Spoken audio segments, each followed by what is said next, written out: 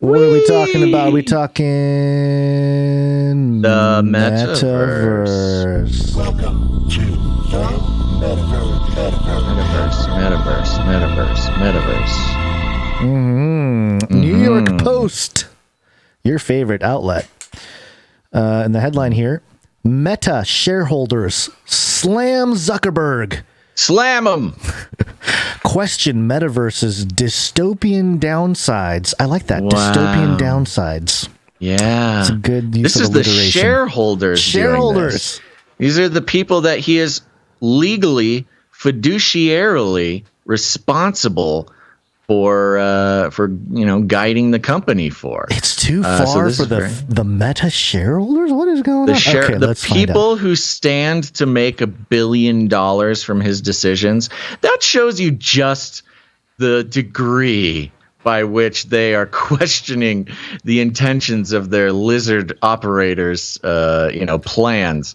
They're like, hey, we are specifically the ones who are going to make $1 billion from this crazy plan of yours, Mark. But this is a little much even for us. Bro. We saw Real Player One, and we think you're the bad guy.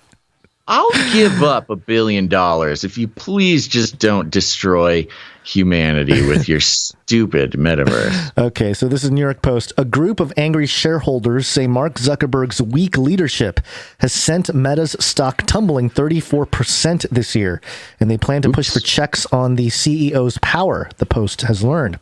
34%. So close. Huh? So close. Yeah, somebody gave that extra cell. Missed it just by a little bit. Okay. Also, what a great excuse. Because we've had the issue with the inflation, the interest rates going back up, the Fed's trying to all because of Putin, man. All because of Putin. But then the tech stocks have been doing not so great recently, and it's a great opportunity to sort of shake things up, hit the reset button on Meta.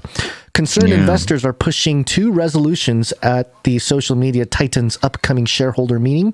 They say would provide badly needed oversight of Facebook, Instagram, and the potential dystopian downsides, in quotes, of Mark Zuckerberg's metaverse project. Listen to that. Look at the way they put that.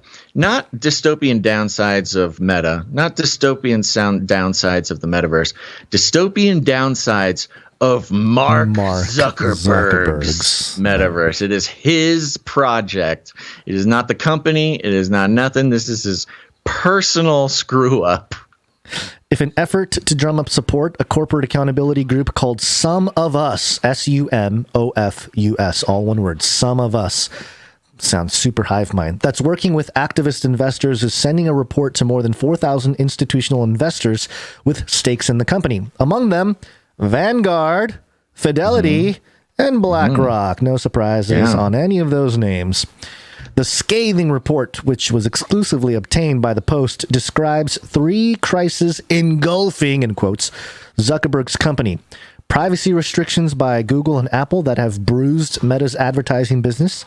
The storm of antitrust lawsuits and bills targeting Meta and other big tech firms, as well as allegations that Zuckerberg has lied to investors and lawmakers about Instagram's harmful effects on teens. The group places blame for these crises squarely on Zuckerberg. It's funny how all the scapegoat. Yeah. Yep. Who they say has failed to prove that his recent embrace of the metaverse is anything more than a, quote, rushed attempt to divert attention from fundamental issues with Meta's core business, end quote. Christina O'Connell, Some of Us's shareholder engagement advisor, told the Post that Meta's plummeting stock price should wake up investors. Quote, well, that's usually what does it. Quote, when you see a loss of over $230 billion in February, that shakes up everybody, and that should be a sign that it's time for a change, O'Connell said.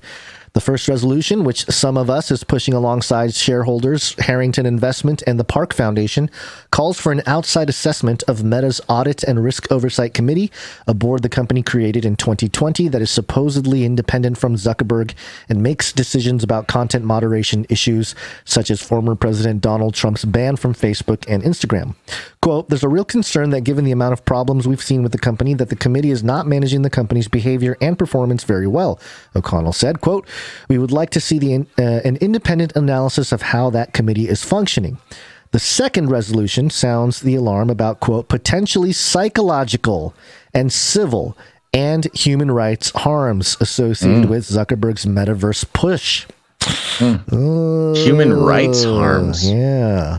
The proposal That's is not a supported joke. by some of us alongside responsible investment fund Arjuna Capital. Arjuna, yeah. Where do we see that? We saw that name recently somewhere. I Yeah, forget we've where it was. followed Arjuna over the past few years. They're involved in all sorts of crazy stuff. Yeah, investor advisor group Share and Storebrand, a Norwegian asset manager that manages more than $100 billion. The groups want Meta to commission an outside audit of the metaverse's potential risks, such as the potential for harassment and hate speech, as well as privacy concerns.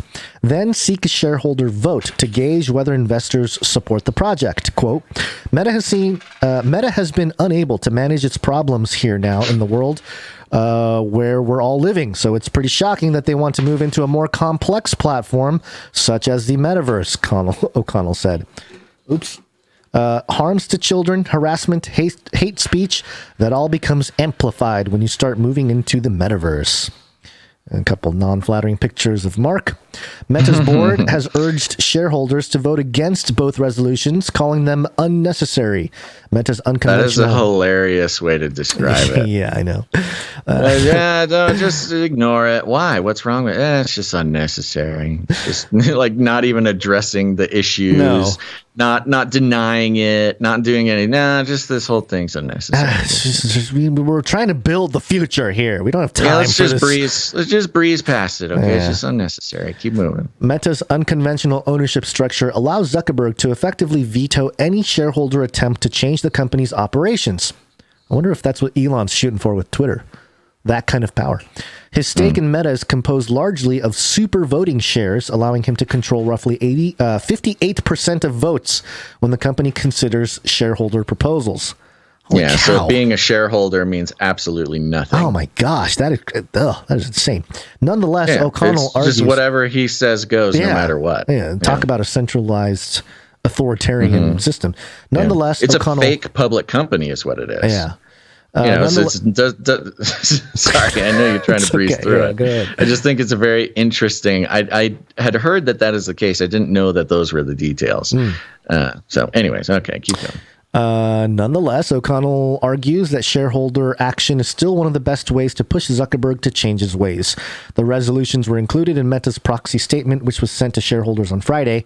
Shareholders will now submit votes on the resolutions ahead of Meta's annual shareholder meeting, which is set for May 25th.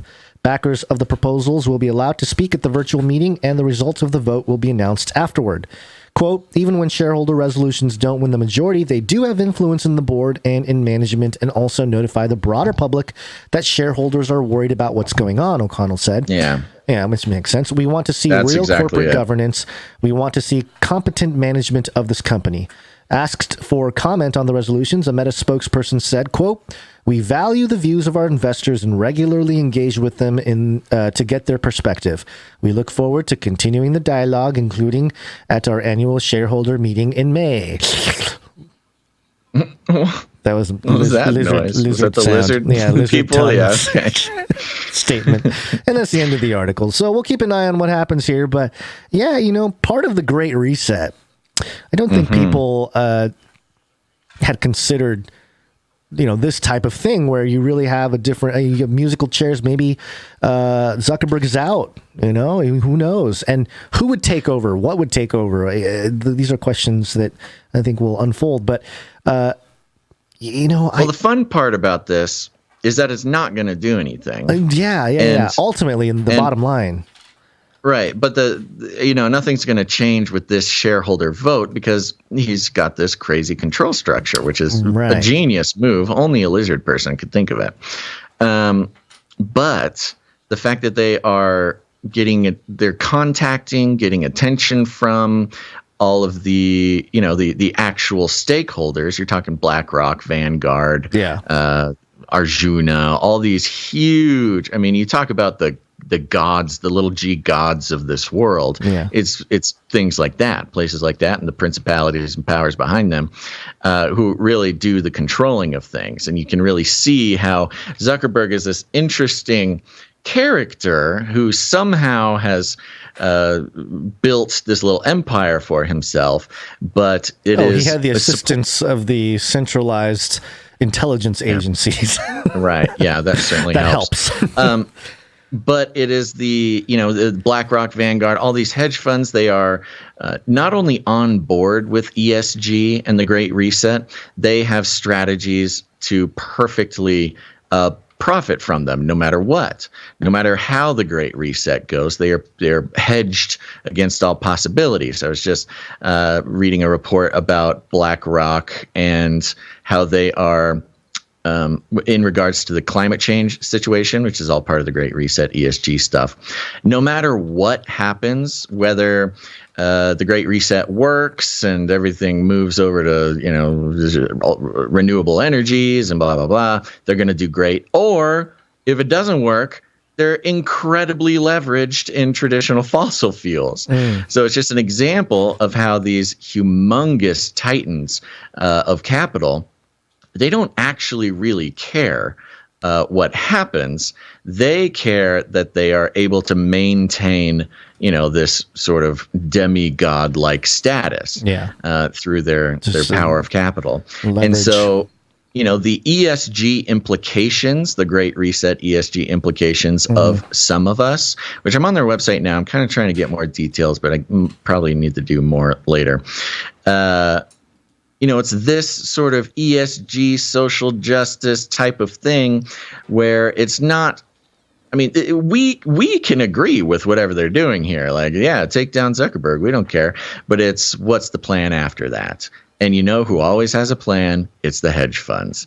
So, and the actual capital, the building block of capitalism, they always have a plan. So I think he's made some enemies. I don't think this is going to do anything, but considering with Frances, what's her face? The Collins? No, the woman who came out talking about how Mark Zuckerberg knows that he's hurting children's brains and testified in Congress, that whole thing. I forget her name. She's become sort of like the mascot of anti-Facebook stuff. Yeah, she got the standing ovation at the... and she's got all her money coming from, intelligence agency. I forget her name. What was her name?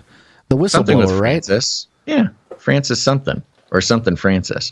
I remember because we had an episode where we had back-to-back stories about Francis Collins, Pope Francis, and this woman. Right. Francis Haugen. Yeah. So the point is, I think, Mark Zuckerberg is on the ropes. This New World Order 2.0 is less about individual strong men and women, but the term strong man. And that's why Trump is unacceptable. That's why Bill Gates is unacceptable. And we've seen his sort of takedown, no matter how much he's trying to come back. We've seen Mark Zuckerberg. It's these individuals. Even Elon, is not, take it away from money, put it into entertainment and influence. You talk about Joe Rogan. Individual strongmen, I believe, are part of the main set of targets for the Great Reset, because it's about stakeholders. And when they say stakeholders, it's not even about people. People are not the stakeholders. It's capital. Capital are the stakeholders. They're trying to centralize the power of capital, and rogue individual lizard people who want to become some sort of, emperor of some kind, they're in the crosshairs. I think this is more of a threat than anything else. And, but it's fun. It's fun to see lizard people threaten other lizard people.